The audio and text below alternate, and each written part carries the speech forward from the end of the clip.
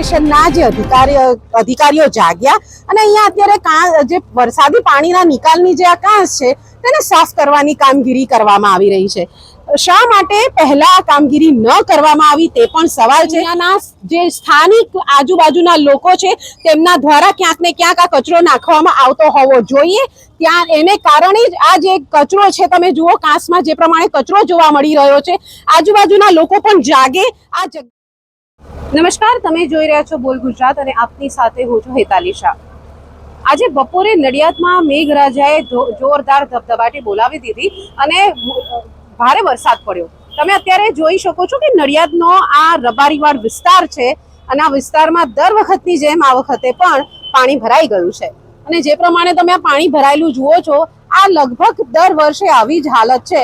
પરંતુ નગરપાલિકામાંથી મહાનગરપાલિકા બનેલું નડિયાદ જે તંત્ર છે તે કઈ રીતે આ જગ્યા પર કામગીરી કરતું હશે તે અત્યારના જે દ્રશ્યો તમે જોઈ રહ્યા છો કે આ પાણી ભરાયું અને ત્યારબાદ કોર્પોરેશનના જે અધિકારીઓ જાગ્યા અને અહીંયા અત્યારે જે વરસાદી પાણીના નિકાલની જે આ કાંસ છે તેને સાફ કરવાની કામગીરી કરવામાં આવી રહી છે। શા માટે પહેલા આ કામગીરી ન કરવામાં આવી તે પણ સવાલ છે, કારણ કે નડિયાદની અંદર જે પ્રમાણે નવો વરસાદી પાણીના નિકાલ માટેનો જે છે કાંસનું જે ખોદકામ છે એ શરૂ થઈ ગયું છે, કામ અધૂરું છે। પરંતુ જે પ્રમાણે થોડાક જ વરસાદમાં નડિયાદના અનેક નીચાણવાળા વિસ્તારોમાં પાણી ભરાય છે તેને લઈને નડિયાદના રહેતા લોકોને ભારે તકલીફોનો સામનો કરવો પડે છે।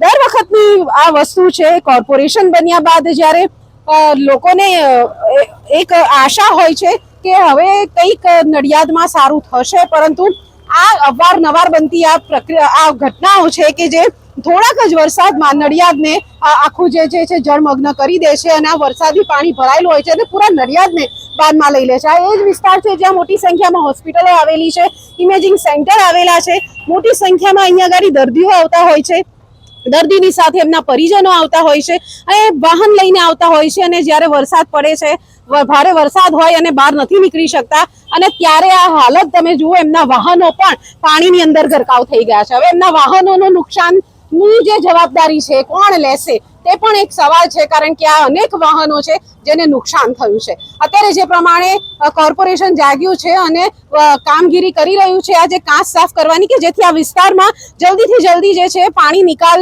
થઈ શકે અને આ સાફ થાય। આ જે અત્યારે આની અંદરથી જે પ્રમાણે કચરો નીકળી રહ્યો છે, કહી શકાય કે અહીંયાના જે સ્થાનિક આજુબાજુના લોકો છે તેમના દ્વારા ક્યાંક ને ક્યાંક આ કચરો નાખવામાં આવતો હોવો જોઈએ। ત્યાં એને કારણે જ આ જે કચરો છે, તમે જુઓ કાંસમાં જે પ્રમાણે કચરો જોવા મળી રહ્યો છે, આજુબાજુના લોકો પણ જાગે।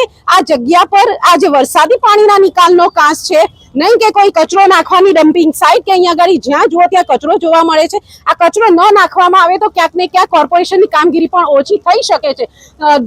જાગૃત જનો જે છે જાગે, આજુબાજુના વેપારીઓ છે, જે જગ્યાઓ અહીંયા જે રહે છે એ લોકો જાગે અને અહીંયા કચરો ન નાખે તો ક્યાંક ને ક્યાંક આ પાણીનો નિકાલ જલ્દી થઈ શકે। પરંતુ તમે જોઈ રહ્યા છો કે કચરો એટલી હદે અહીંયા ગાડી છે અને જે પ્રમાણે કોર્પોરેશન દ્વારા જે પ્રમાણે કામગીરી કરવામાં આવી રહી છે અને કચરો કાઢીને પાણી સરળતાથી નીકળી શકે તેની કામગીરી કરવામાં આવી રહી છે। હવે લાગી રહ્યું છે કે સાંજ સુધીમાં તો અહીંયાથી પાણી ઉતરી જશે, પરંતુ આ કામગીરી અત્યારે થઈ રહી છે। જો વહેલા કરવામાં આવી હોત અને આજુબાજુના લોકોને પણ જાણ કરવામાં આવી હોત કે અહીંયા કચરો ન નાખે અને જે નાખે એની સામે કાયદાકીય અથવા તો દંડનીય કાર્યવાહી થાય, તો ક્યાંક આ વિસ્તારના લોકોને, આ વિસ્તારમાં આવેલી હોસ્પિટલને અને જે ઇમેજિંગ સેન્ટર છે એ લોકોને રાહત મળી શકી હોત। પરંતુ ક્યાંક ને ક્યાંક વહીવટી જે તંત્ર છે, જે કોર્પોરેશનનું જે વિભાગ છે, ક્યાંક આ પ્રકારની કામગીરીમાં ક્યાંક ઊણું ઉતર્યું હોય તે અત્યારના જે દ્રશ્યો છે તે જોતા લાગી રહ્યું છે। હજી પણ વરસાદ વધારે વરસે તેવી આગાહી જે મોસમ વિભાગ છે તેના દ્વારા કરવામાં આવી છે અને જો આવો નવો વરસાદ રહેશે તો અનેક નીચાણવાળા વિસ્તારો છે ત્યાં વરસાદી પાણી ભરાઈ જશે। આ વિશે આપનું શું માનવું છે તે ચોક્કસથી કમેન્ટ્સ કરીને જણાવશો। સાથે જ આપણી ચેનલ બોલ ગુજરાતને લાઇક, શેર અને સબસ્ક્રાઇબ કરવાનું ભૂલશો નહીં।